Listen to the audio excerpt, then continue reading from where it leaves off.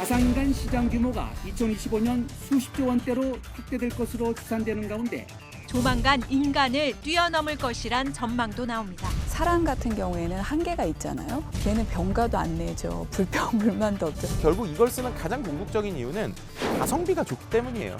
가상인간의 무대가 엔터테인먼트와 광고 그리고 유통 등 산업계 전반으로 확대되고 있습니다. 보다 사람이 할 수 있는 영역을 대체하고 좀 더 많은 부분을 보완하려는 움직임들이 빠르게 증가하고 있습니다. 산업에 들어가 있는 디지털 휴먼 같은 경우에는 다양한 서비스가 개인 맞춤형으로 나올 수 있는 거죠.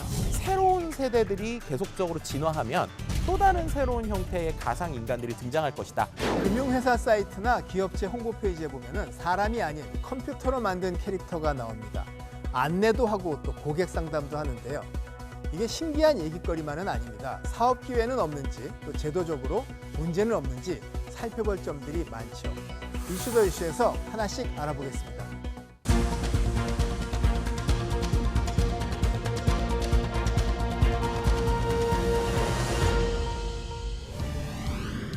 네, 남들 안 하는 속 깊은 이야기를 해봅니다. 안녕하세요. 이슈 더 이슈 박찬입니다. 사람을 직접 만나지 않고 영상을 보고 얘기를 듣는 이런 일들이 좀 많습니다. 돌아가신 분이나 실제 세상에 없는 가상의 캐릭터와 대화하는 경우도 있는데 이런 기술은 과연 어떻게 만들어서 또 어떻게 활용되는지 어떤 고민점이 있는지 한번 생각을 해보죠. IT 커뮤니케이션 연구소 김덕진 대표 그리고 AI 인공지능 디지털 휴먼 전문 업체의 손병희 연구소장 두 분 모셨습니다. 안녕하십니까? 네, 안녕하세요. 반갑습니다. 안녕하십니까. 요즘에요. 이게 병원, 은행 이런 데 가면은 정말 그 화면으로 이렇게 나와서 뭐 안내를 하고 하거든요. 이게 뭐 컴퓨터로 구현을 한 거잖아요. 네네. 이거 뭐 디지털 휴먼이라고 하던데 얼마나 많이 쓰이고 있습니까? 그러니까 이 가상 인간이라고 하는 것들, 뭐 디지털 휴먼, 뭐 많이 보셨을 거예요. 특히나 요즘에는 광고에서도 나오고 또 뭐 쇼핑을 하는 온라인 홈쇼핑에서도 나오고 뭐 또 심지어 가수들까지도 이런 뭐 디지털 인간들이 나오게 되는데 전 세계적으로도 엄청나게 많지만 우리나라만 놓고 보고도 작년 기준으로 150명 정도 이상입니다. 그러니까 올해는 더 나오고 있어요. 특히나 예전에는 대중을 대상으로 불특정 다수에게 보여지는 어떤 가상인간이 중심이었다면 요즘엔 특정 기업에서 정말 사원 대신처럼 쓰는 홍보 모델처럼 쓰는 이러한 가상인간까지 나오고 있으니까 이제 바야흐로 어떻게 보면은 이런 가상인간들이 더 많아지고 있다. 뭐 이렇게 말씀드릴 수도 있을 것 같습니다. 근데 과거를 이렇게 더듬어 보면 네. 한 30년 조금 안 된 것 같아요. 그 90년대 얘기인데 네. 사이버 가수가 있었습니다. 아담이라고. 그렇죠. 뭐 비슷한가요, 이게? 그러니까 아담 하면은 아마도 제가 이렇게 볼 것 같아요. 아담이 누구야?라고 했을 때 그거를 알고 있는 사람과 그렇지 않은 사람이 확실히 MZ세대냐 아니냐 좀 나뉠 수도 있을 것 같은데 정말 대단했죠. 그때 뭐 노래도 있었는데 뭐였죠? 뭐 노래가 비록 함께 뭐 이렇게 하면서 하는 노래였는데 이게 무려 앨범이 20만 장이 팔렸었어요. 그러니까 우리가 알고 있는 일반적인 유명한 가수들만큼이나 음반이 팔렸었고 또 이 아담이라고 하는 캐릭터가 CF를 찍었거든요. 근데 한 달에 한 5억 이상. 그러니까 그때로 치면 정말 큰 돈이죠.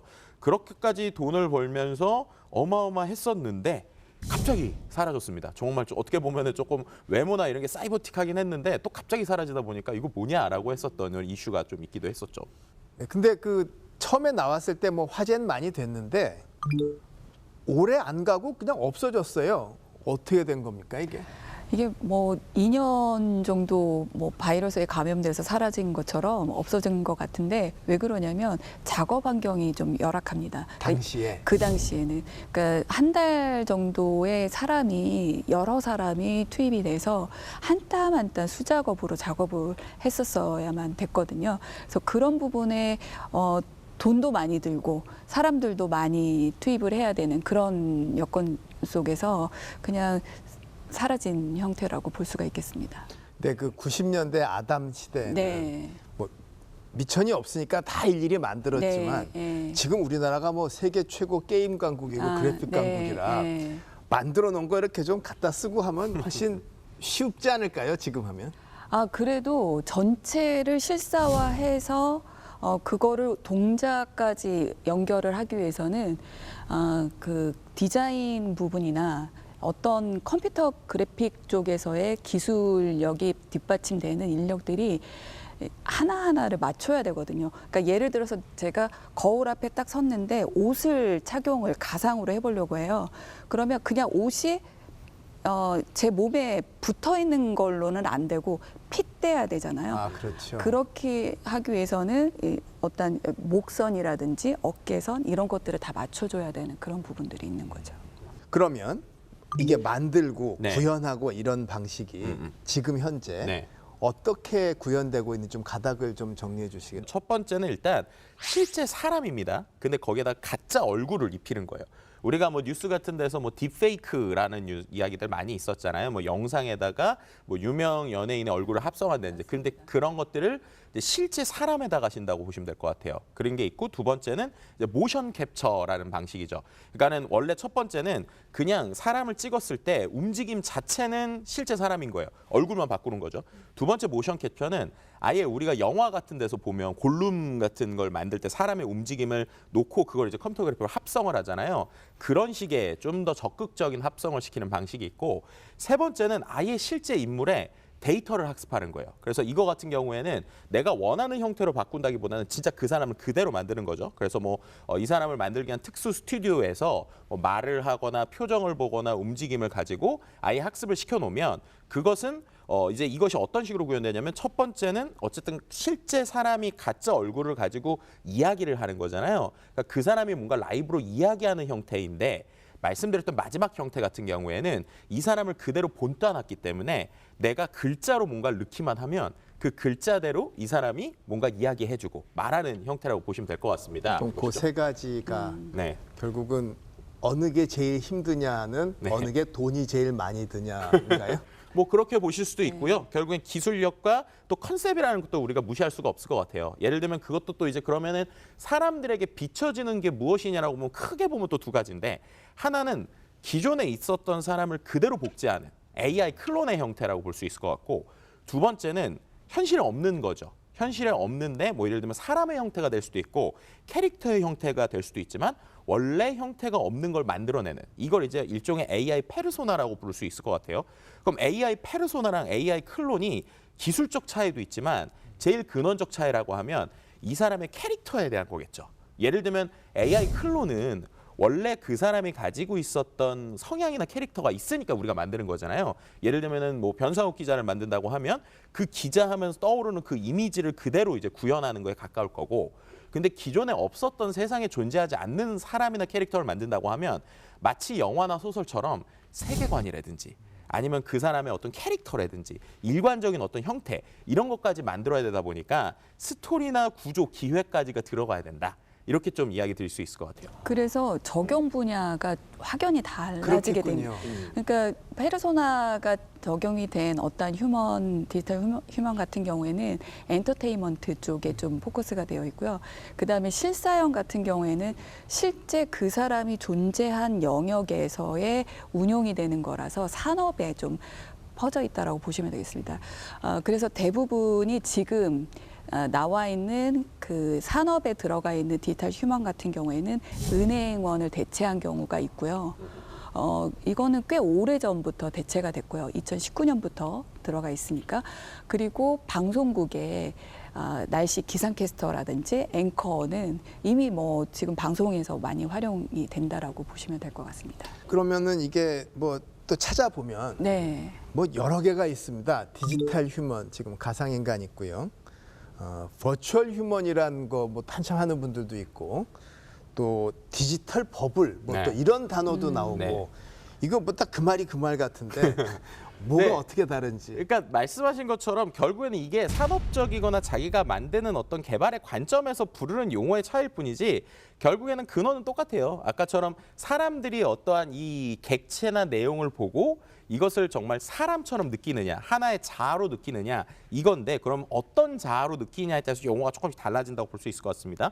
예를 들면 보통 산업에서 얘기하는 디지털 휴먼이라고 하면 그냥 모든 과정에 제어가 가능한 거. 아까 말씀드린 것처럼 제가 뭔가 타입으로 텍스트만 딱 넣으면 그게 뭔가 입도 얘기하고 움직임도 있을 수 있는 이런 형태로 제어가 다 가능한 3D를 디지털 휴먼이라고 보통 크게 얘기를 하고요.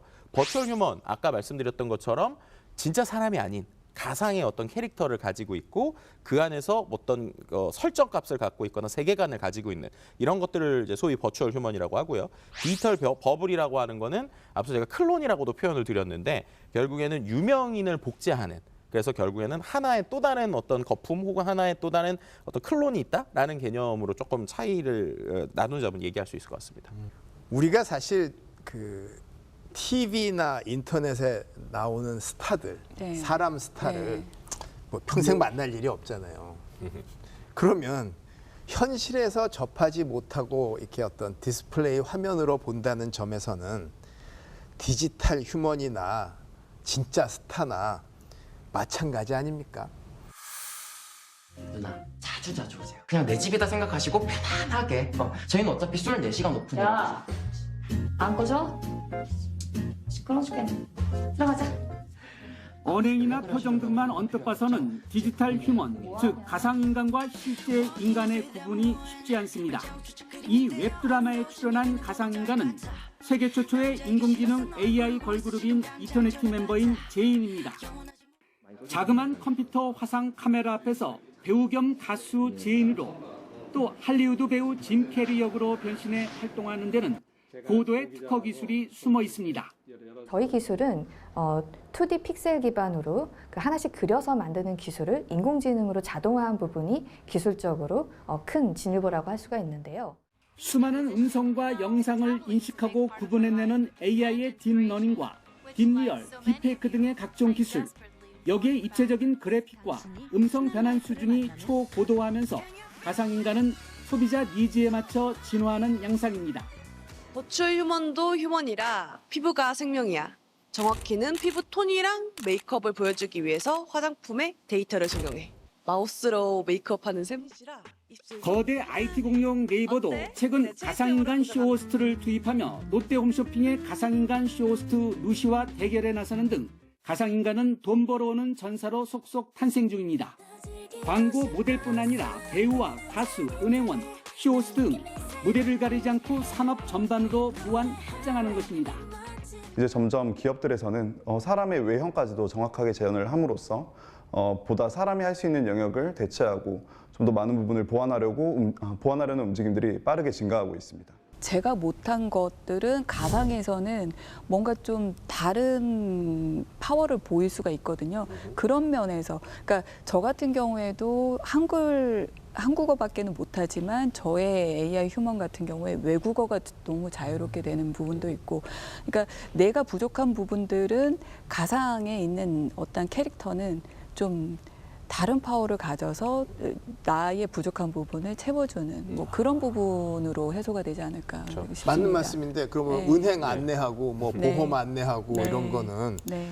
뭐 사람이나 똑같은 거 아니에요? 뭐 그렇게 볼 수도 있지만 결국에는 이 가상인간 시장, 가상 인플루언서 시장을 전 두 개로 좀 나눠야 된다고 생각하는데 우리 소장님 말씀하신 대로 비즈니스적, 그러니까 B2B나 어떤 만드는 사람이나 활용하는 사람의 관점하고 그걸 바라보는 사람의 관점 두 개로 나눠야 될 것 같아요. 그럼 활용하고 사용하는 사람 입장에서 은행 같은 데 왜 들어갈까? 냉정하게 말하면 돈 때문이죠. 그러니까 무슨 말이냐? 우리가 인건비 한 명을 가지고 뭔가 그 현장에 쓰는 것과 그리고 실제로 어떠한 이 은행에서 키오스크 같은 형태의 가상인간이 들어갔을 때 결국에는 운영비 차원에서 보면 분명히 초기 비용은 조금 더 가상인간이 들 수도 있지만 시간이 지나면 이거는 이제 어떻게 보면 한 번 세팅됐을 때 계속 월급은 주지 않아도 되잖아요. 쉽게 말하면. 그렇기 때문에 비용이나 운영 측면에서 효율성 관점에서 좀 그건 봐야 될 것 같습니다. 그래서 산업에 적용되고 있는 건 조금 어색하더라도 계속 지금 도입하려는 이유는 마치 이제 은행이 지금 계속 없어지고 있잖아요. 없어지는 공간에서 1층에 아주 조그마한 공간 하나 남았을 때 그 공간에 ATM기 하나 둘 것이냐 아니면은 가상인간 둘 것이냐라고 하면은 가상인간 뒀을 때 효율성이 높을 것이다라는 관점에서 계속 연구되고 있다고 보시면 될 것 같고요. 그럼 그것을 바라보는 소비자 입장에서의 좀 생각이 좀 다를 수 있을 것 같아요. 예를 들면 앞서서 말씀 주신 것처럼 TV 스타들을 보고 영원히 못 가는 사람들한테 가상인간과 TV 스타가 어떻게 다를까라고 하면 앞서서 얘기 드린 인플루언서 얘기를 또 할 수밖에 없습니다. 인플루언서라고 하는 분들도 생각해보면 처음에 우리가 다 그랬잖아요. 아니 저 사람들은 연예인처럼 그런 것도 아닌데 오히려 연예인보다 왜 돈을 많이 벌지? 거기서 결론은 제일 핵심은 소통입니다. 소통. 가상 인플루언서도 마찬가지예요. 이 우리가 말하는 이러한 가상 디지털 휴먼은 사람이 댓글을 달 수도 있고 자동으로 요즘엔 챗GPT 같은 게 댓글을 달아주기도 하지만 어쨌든 완전히 내가 다가갈 수 없는 존재라기보다는 그 안에서 나랑 조금 더 친근하게 내 대화를 들어주는 사람 이런 형태고요. 실제로 이런 것들이 어디서 많이 나오냐면 우리나라에선 조금 덜하긴 한데 전 세계적으로 그 유튜브에서 우리가 알고 있는 그 라이브 채팅 있잖아요. 거기에서 이제 후원이라고 그러죠. 슈퍼챗. 슈퍼챗을 전 세계적으로 제일 많이 받는 게 요즘에 랭킹을 따져보잖아요. 사람이 아니에요. 버튜버라고 불리우는 버추얼 유튜버들입니다. 근데 거기서 말하는 버튜버가요. 우리가 일반인이 볼 땐 되게 어색해요. 왜냐하면 정말 일본식 애니메이션 캐릭터에 가깝거든요. 그리고 막 목소리도 막 일본식 그 애니메이션 막 나오는 이런 것 같아요. 근데 거기에 사람들이 돈을 쓴다는 거예요. 왜 돈을 쓰느냐? 제가 돈을 내고 채팅을 하면 그 채팅에 대해서 거기에 있는 버튜버가 계속적으로 답변을 해주고 어떨 때는 돈을 줬을 때 고맙다고 리액션을 해주고 이런 모습들을 본다는 거죠. 그러니까 그 안에서 결국에는 인터랙션이 되고 소통이 되기 때문에 어차피 연예인도 내가 못 보고, 그죠? 어차피 내가 인플루언서도 못 보고, 어차피 가상인간도 못 본다면 그 안에서 결국에는 나랑 대화해주는 어떤 어떻게 보면 1대1의 관계를 맺을 수 있는 이 녀석이 나에게는 아주 중요하다라는 관점으로 해석을 해보신다면 특히 요즘에 어린 친구들이 왜 이런 가상인간에 대해서 사람과 비슷하게 호감을 느끼거나 그 안에서 돈을 쓰는가가 조금 맥락이 좀 이해되시지 않을까 이렇게 말씀드릴 수 있을 것 같습니다. 그래서 여기 왜 그러냐면 인공지능 같은 경우에는 하드웨어 리소스만 제공이 되고 전기만 들어오면 24시간 360일 풀로 돌아가거든요.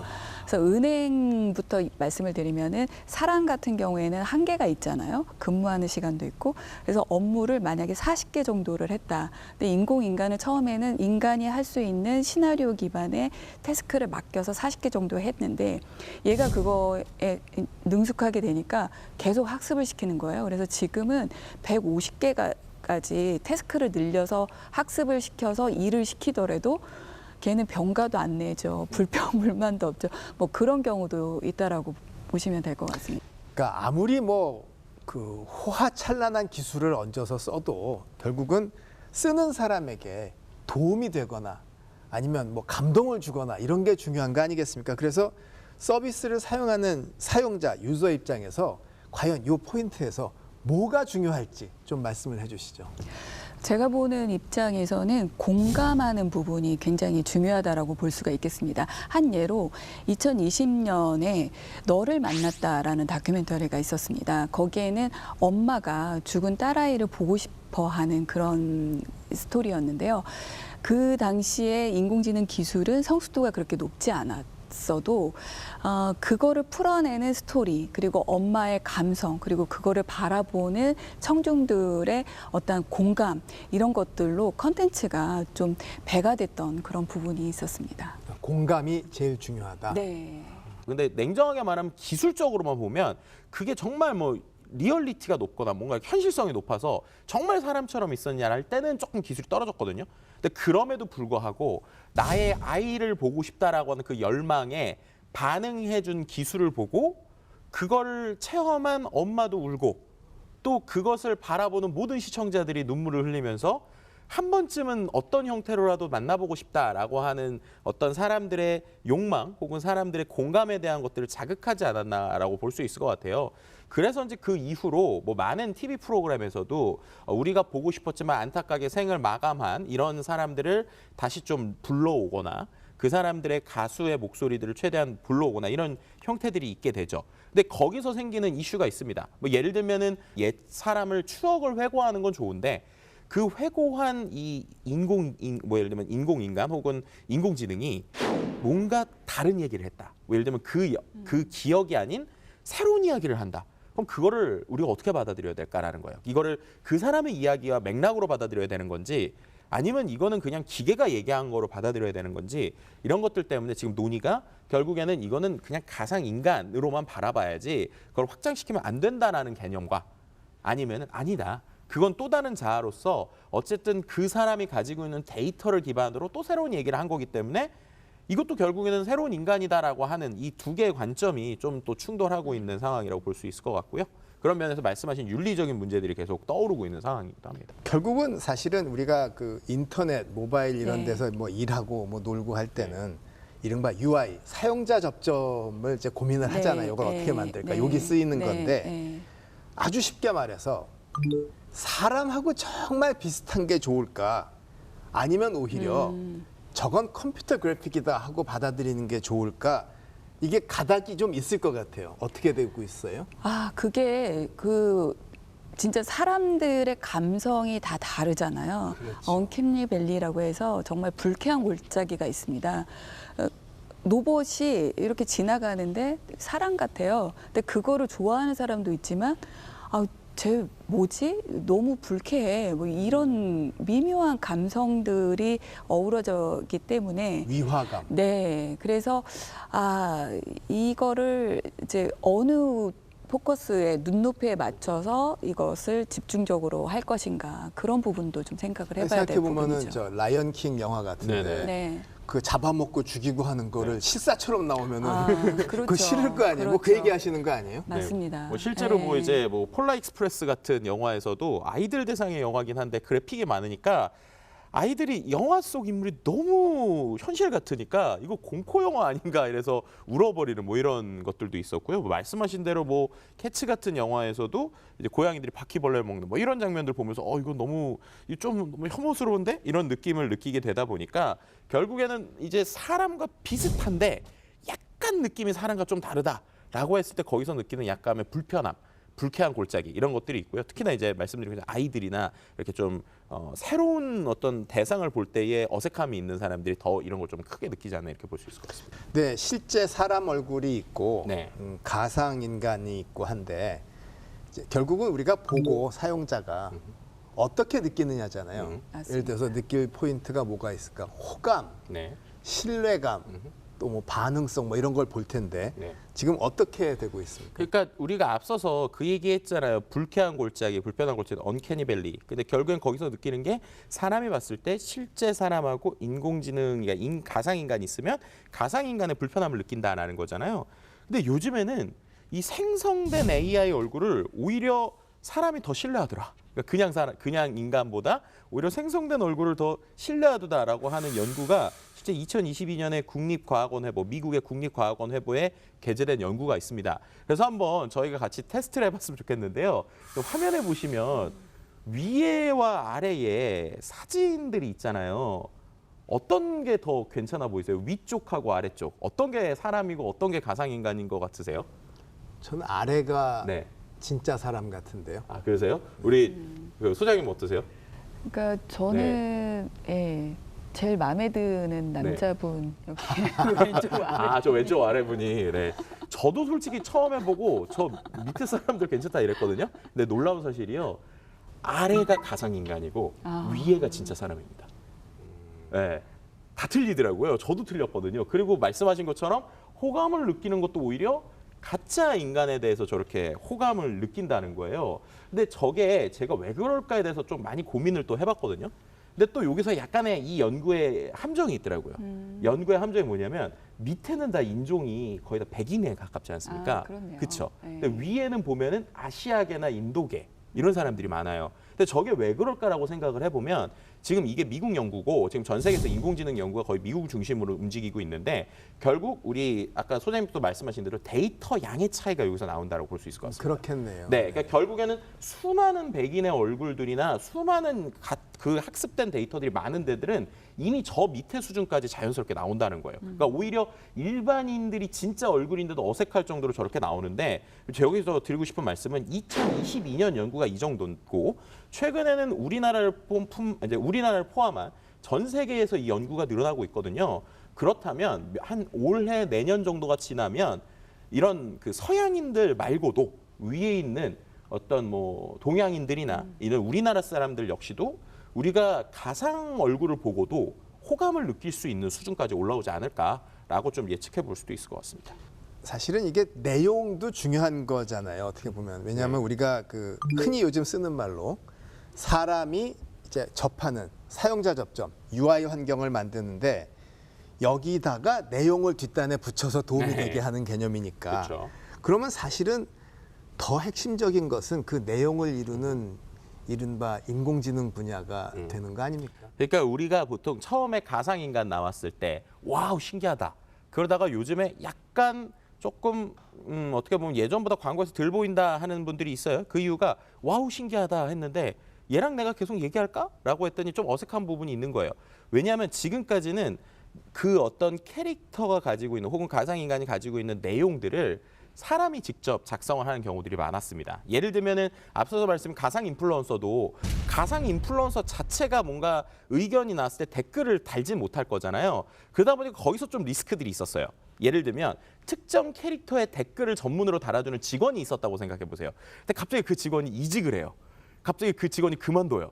그러면 댓글을 다른 사람이 달면 분명히 사람들이 느꼈을 때는 이 느낌이 다르다라고 볼 거잖아요. 그러니까 결국에는 기술은 앞단에 있는데 그 뒷단에 있는 사람들에 대한 리스크가 있었다는 거죠. 예를 들면 이런 겁니다. 우리가 EBS에서 유행했던 게 그 팽수가 있잖아요. 팽수. 펭수. 네. 근데 팽수를 사람들이 좋아했던 이유가 캐릭터도 있지만 그 안에 들어있는 사람이 정말 말을 막말을 하거나 캐릭터를 막 하잖아요. 근데 만약에 팽수의 캐릭터는 그대로인데 그 안에 드는 사람이 바뀌었다. 라고 하면은 사람들이 그게 과연 똑같은 팽수라고 느낄까라는 거예요. 그래서 그런 부분들 때문에 결국에는 이게 확장성이라는 부분에서 어려움을 좀 겪었던 경우가 있었습니다. 근데 이제 우리가 아까 말씀하신 것처럼 전 세계가 다 환호하는 생성형 AI의 챗 GPT라는 녀석이 나온 거죠. 그랬더니 얘는 뭔가 내가 대화를 하면 그 대화에 대해서 답변을 기계적이든 뭐든 줄 수 있어요. 그리고 여기서 프롬프트 엔지니어링이라고 하는 어떤 테크닉들을 쓰게 되면 얘한테 특정 설정 값을 줄 수 있습니다. 그러니까 예를 들면 앞서서 이 가상 인플루언서라고 하면 이 가상 인플루언서가 가지고 있는 설정들이 있을 거잖아요. 뭐 예를 들면 너는 뭐 25세에 뭐 음악도 잘하고 뭐 한국 사람에 이런 설정들을 주고 그럼 그 설정에 따라서 대답을 해볼래라고 하면 그 대답의 맥락이 어쨌든 일치한다는 거예요. 그러니까는 마치 사람이 바뀌었을 때보다 리스크가 덜한 거죠. 그리고 거기다가 또 어떻게 할 수 있는 거예요? 앞서서 말씀하신 것처럼 그 특정 회사에 대한 캐릭터에 대한 혹은 특정 회사의 데이터를 거기다가 이제 파인 튜닝이라고 보통 얘기를 하는데 데이터를 더 밀어 넣어줄 수가 있거든요. 그렇게 되면 그 학습을 한 비슷한 말투의 내용이 계속 나오니까 결국에는 사람들이 느낄 때는 이거 캐릭터를 처음에 세팅하고 직원이 바뀌는 것보다 오히려 일관적일 수 있다. 그렇기 때문에 조금 더 가상인간에 대한 어떤 진짜 사람처럼 느낄 수 있는 확률이 있다라고 볼 수 있는 것이죠. 그러면 사람이 내용을 중시할수록 뒷단에 있는 내용, 인공지능이 중요한 거지 앞에 그래픽이 덜 중요할 수도 있다. 이렇게 얘기하면 욕 먹습니까? 그게 하나의 그냥 모듈이라고 생각하시면 되겠고요. 그러니까 하나의 오브젝트가 여러 개가 있는데 그 중에 하나인 거고 뒤에 인공지능 기술이 좀 다양하게 제공을 해야 뭐 예를 들어서 지금 방송 얘기를 하셨는데 방송의 YTN만의 톤 앤 매너 색깔이 있잖아요. 그러면 YTN이 가지고 있는 데이터를 학습을 해야 인공지능은 YTN의 톤 앤 매너의 컬러로 이야기를 하게 되어 있습니다. 그러니까 얘는 그냥 어린 아이와 같아요. 그래서 알려주는 대로 학습해서 이야기를 하게 되는데 이제 거기에서 챗 GPT만 붙게 되면 얘는 말을 그냥 만들어내는 아이입니다. 그러니까 말을 만들어내면은 거짓말도 하게 되거든요. 그래서 그것을 보완하기 위해서는 검색해서 정확한 데이터를 가져올 수 있는 방안을 또 모색을 해야 되겠고요. 그다음에 또 이런 경우도 있습니다. 이 YTN 내부에 있는 데이터베이스에 있는 데이터를 가져와야 될 때가 있어요. 그럴 때는 검색 플러스 그 기관계에 있는 데이터를 가져오는 그런 부분과 연결해서 전체를 아우러야 인공지능 기술이 좀 완성도가 높다라고 볼 수가 있겠습니다. 교수님 아까 말씀해 주신 거에 제가 그냥 심플하게만 답변을 드리면 이거예요. 그 그래픽을 붙인 인공지능이 그 인공지능하고 뭐가 다르냐? 그렇게 하는 건 반론을 이룰 수 있는 거죠. 뉴스를 그러면 왜 우리가 TV로 봐야 되지? 라는 거예요. 텍스트로 볼 때랑 라디오로 들을 때랑 TV로 볼 때랑 분명히 차이가 있잖아요. 그러니까 말씀하신 것처럼 인공지능이 답변을 그냥 주는 건 그냥 우리가 텍스트로 뉴스를 보는 거죠. 근데 그럼에도 불구하고 TV 뉴스가 있는 이유. 그만큼 생동감이 있고 그리고 사람들에게 현실감을 주면서 조금 더 이런 것들을 잘 와닿을 수 있게 얘기해 주는 거니까 아무리 뭔가 글을 소위 말하는 문어체로 써서 아주 잘 풀어준 글이 있더라도 사람들이 그거를 영상으로 원하는 것처럼 결국에는 가상인간들도 사람들이 결국엔 보여지는 것들을 원하는 그 심리가 있기 때문에 당연히 이 두 개의 기술이 합쳐지면 아주 강력하다 이렇게 말씀드릴 수 있는 것이죠. 그러면 거꾸로 나는 뉴스 볼 때 그 실황 장면만 보고 싶지 사람이 나와서 뭐라 하는 거 난 싫다 네. 이런 네. 사람은 네. 오히려 네. 디지털 휴먼보다 애플 실이나 아마존 AI 스피커 알렉사처럼 그냥 충실히 정보를 사운드로 제공을 해주는 거를 더 좋아하는 라디오 뉴스 더 좋아하는 사람이 있는 것처럼 그렇죠. 나뉘어지겠네요. 그래서 다양한 부분에 다양한 서비스가 개인 맞춤형으로 나올 수 있는 거죠. 네. 네. 그렇죠. 네, 그러니까 결국에는 말씀해주신 것처럼 이제 계속 이제 어떻게 보면 소비자 입장과 생산자 입장 혹은 사용자 입장으로 좀 나누면 사용자들은 결국 이걸 쓰는 가장 궁극적인 이유는 가성비가 좋기 때문이에요. 그러니까는 우리가 한 편 제작할 걸로 거기에 이제 인건비 빠지고 또 그 안에서 뭐 여러 가지 작가에 대한 비용 빠지고 이렇게 되면 말씀하신 것처럼 방송사 입장에서 옛날에 영상 하나 만들 돈으로 음성형도 만들고 서비스도 만들고 이렇게 될 수 있으니 다양한 콘텐츠를 줄 수 있다는 면에서는 비즈니스적으로 보면 그런 관점에서의 이런 활용성이 있다고 볼 수 있는 것이죠. 가상인간, 디지털 휴먼이 우리 생활 속으로 어느새 들어와 있는데 아직 접하지 못한 분들도 사실 많이 계십니다. 그래서 한번 우리가 직접 만나보겠습니다. 자, 안녕하세요. 네, 안녕하세요. 디지털 휴먼 조원비입니다. 가상인간으로 열심히 활동하고 계신데 지켜야 되는 규칙 같은 게 있습니까? 네, 그렇습니다. 저희 가상인간 중에는 실제 존재하는 인물을 구현해 만든 디지털 휴먼도 있습니다. 그런 경우 사전에 실제 인물의 동의를 받기로 되어 있고요.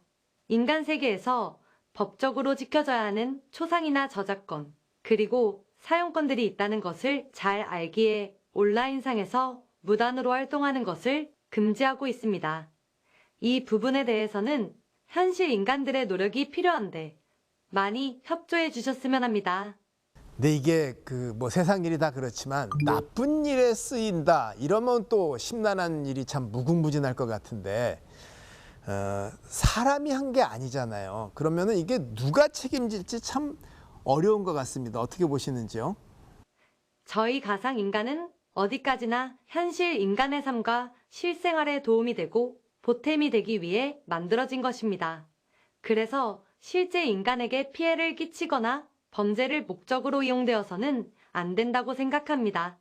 또한 가상 인간을 사용하는 사용자와 소비자를 기망해서도 안 된다고 생각합니다. 따라서 저희는 우리의 목소리나 행동, 그리고 활동하는 모든 부분에 대해 가상 인간이라는 점을 표시하게 되어 있습니다. 이 점을 현실 인간들이 꼭 기억해 주셨으면 좋겠고요. 저희 가상 인간들도 실제 인간들의 도움하에 언행에 신중하고자 노력하려고 합니다. 자, 애써 기회를 만들어서 우리가 디지털 휴먼 또 가상 인간과 얘기를 나눠보고 있습니다. 이 사람들에게 우리 현실에 살고 있는 사람들에게 꼭 해주고 싶은 이야기가 있다면 한 말씀 부탁드립니다. 당부의 말씀보다는 실제 인간들이 가상 인간에 대한 걱정과 우려가 많은 것 같아 이야기를 드리고자 합니다. 앞으로 저희는 실제 인간들의 노력으로 더욱더 발전해 나가게 될 것이라고 예상하고 있습니다. 스스로 판단하고 활동하고 소통하는 자율성을 가진 또 다른 디지털 휴먼이 탄생될 수도 있겠죠. 그럴 경우를 대비해서 실제 인간들은 지금부터 디지털 휴먼에 대한 논의와 연구에 많은 노력을 해주셨으면 하는 바람이 있습니다. 네, 오늘 얘기 잘 들었습니다. 대단히 고맙습니다. 네, 감사합니다. 자, 가상인간 분야에도 결국은 윤리의 문제가 나옵니다. 이게 또 더 가면 법이 되겠죠. 그렇죠. 이게 왜 중요하고 네. 정말 어떤 의미가 있는지를 좀 정리해 볼까요? 그러니까 보통 AI 윤리 얘기가 나올 때 꼭 이 디지털 인간, 가상 인간이 아니더라도 AI 윤리가 나올 때 항상 얘기하는 게 있어요. 그 기술 그리고 도구는 어떻게 보면 객관성이 있지 이게 뭔가 정치적인 색깔을 갖고 있는 것도 아니고 사회적인 색깔을 가지고 있는 게 아닙니다. 결국에는 그 기술을 바라보는 사람의 관점이 바뀌기 때문에 중요한 거라고 보거든요. 특히나 이런 가상인간이나 디지털 휴먼과 관련해서 어떤 게 좀 우리에게 이슈가 될 수 있을까, 문제가 될 수 있을까 생각을 하면 결국에는 사람만이 할 수 있는 능력인 의인화라고 하는 걸 말씀드리고 싶어요. 우리가 보통 동물들을 보든 어떤 사물을 보든 뭐 예를 들면은 저희 아들도 그랬지만 우리가 애착 이불 막 이래가지고 아이들이 이불이 없으면 막 불안해하거나 이거를 정말 사람처럼 느끼게 되잖아요. 그러니까 결국에는 이 가상인간이나 어떤 디지털 휴먼들이 주는 결과는 상당히 그냥 객관적이고 어떤 패턴에 의해서 대답하는 건데 그 대답을 듣는 우리들이 이건 진짜 사람이 얘기하는 것 같은데? 얘는 진짜 나를 사랑하는 것 같은데? 얘는 진짜 나를 죽일 것 같은데? 라고 오히려 의인화하면서 극도로 느낀다는 거죠. 그렇기 때문에 그런 관점에서 보면 이러한 인공지능이 우리에게 이야기하는 것들 혹은 움직이는 것들, 행동하는 것들, 제스처들 이런 것들 역시도 인간이 가지고 있는 윤리 기준에 맞게 아니면은 사람들이 얘기하는 어떤 사회적인 현상에 어느 정도의 적합한 수준까지 이야기돼야 되는 것이 아니냐 라는 관점에서 결국에는 이 윤리의식이라고 하는 게 역시 중요하다라고 볼 수 있을 것 같습니다. 그 또 구현하는 방식을 생각을 해보면 네. 우리가 이제 76년인가 그렇죠. 이제 스타워즈 나왔을 때 그때 레아 공주가 홀로그램으로 이렇게 나왔습니다. 홀로그램 구현도 뭐 가능할 거예요. 근데 아마 기술적으로 어렵다고 하지만 두 번째는 이제 그 애플이나 뭐 요즘 애플에서 하는 VR 오피스 있잖아요. 이게 어떻게 보면 아이언맨의 자비스 비슷한데 이렇게 쓰면 쭉 화면이 나와서 여기서 안내하는 대로도 하고 내가 뭐 눌러서 파일도 열고 저장도 하고 이거는 또 다른 영역이잖아요. 어떻게 서로 다 경쟁을 하는 건가요, 이게? 네, 뭐 말씀하신 것처럼 일단 홀로그램이라고 하는 거는 주변의 모든 상황을 통제해야 되다 보니까 당연히 이제 기구도 크고 그리고 비용도 많이 들고 그리고 컨텐츠 자체를 만드는데도 이제 비용이 많이 들게 되는 거예요. 그러다 보니까 이제 두 가지인 거죠. 정말 이 뭐 예를 들면 영화관처럼 모든 공간을 다 집중하게 만들 거냐, 아니면은 그냥 내 눈앞에 있는 상황을 잘 보이기 위해서 내 눈의 권한을 통제할 거냐. 근데 내 눈의 권한을 통제하는 게 AR 같은 기술, VR 같은 기술이죠. 그렇기 때문에 최근의 변화들을 보면은 아직까지 내가 보는 모든 눈의 환경을 통제하기는 어렵다. 그렇다면은 이 통제해야 되는 권한을 아주 좁혀서 그 안에서 멋진 세상을 보여주자. 라고 하는 게 어떻게 보면 애플의 요즘에 말하는 AR 기술이라고 볼 수도 있고 또 메타도 마찬가지죠. 근데 VR, 아예 메타는 밖에 보이는 현실을 다 막아놓고 깜깜한 상태에서 가상의 현실을 보여주자라고 하는 게 일종의 VR 기술이거든요. 그래서 이 두 가지 다 역시 모든 세상을 바꿀 수 없지만 적어도 1인칭인 나한테는 세상에 좀 변화를 보여주겠다라는 형태의 기술의 변화다라고 볼 수 있을 것 같습니다. 그러니까 여기서 이제 소프트웨어, 하드웨어, 네트워크 이게 같이 맞물려야 가게 되는데 뭐 그 진리인 것 같습니다. 네트워크는 빨라야 되고 하드웨어는 싸야 돼요. 그리고 소프트웨어는 쉬워야 되고 이것만 만족이 된다라고 하면 대중들은 몰입할 수 있는 기술이라고 볼 수가 있겠죠. 자, 결국은 이게 말씀하신 건 네트워크와 하드웨어와 그다음에 그 소프트웨어가 다 맞물려서 거기다 이제 사람이 편하게 사용자 접점이 깔려야 되는데 앞으로 어떤 방향으로 더 진화해서 또 새로운 도전이 있을지 한번 말씀해 주시겠어요? 네, 일단은 뭐 오늘 제일 핵심 중에 하나는 디지털 휴먼이니까 인공지능 기술은 어쨌든 발전을 할 거예요, 계속적으로. 그래서 뭔가 대화를 매끄럽게 하거나 사람들에게 편의성을 주는 것들은 상당히 발전할 겁니다. 그럼 그런 걸 어떻게 우리에게 보여주느냐? 그게 뭐 음성이 될 수도 있고 텍스트가 될 수도 있고 어떤 이미지나 어떤 영상이 될 수도 있을 것 같아요. 그럼 거기서 약간 오늘의 그 논리를 조금 좁혀서 이 화상 혹은 영상이 거기서 왜 필요한가라고 보면 우리가 조금 놓치고 있는 부분이 있어요. 뭐냐면 우리는 자꾸 이 디지털 휴먼 기술을 이분법적으로 봅니다. 완전히 사람하고 똑같거나 아니면 가상현실의 형태로 놓거나. 근데 요즘에 젊은 세대들, 특히나 우리가 말하는 G세대, 젠지라고 표현하죠. 그 친구들이 소비하는 컨텐츠들을 보면 이 중간의 형태를 또 하고 있다는 거예요. 예를 들면 이런 겁니다. 실제로 사람이 이런 그 수트 같은 거, 이제 특수 효과라는 한 3천만 원 정도짜리 수트를 입으면 그 안에서 화면에서는 실제 가상인물로 보여요.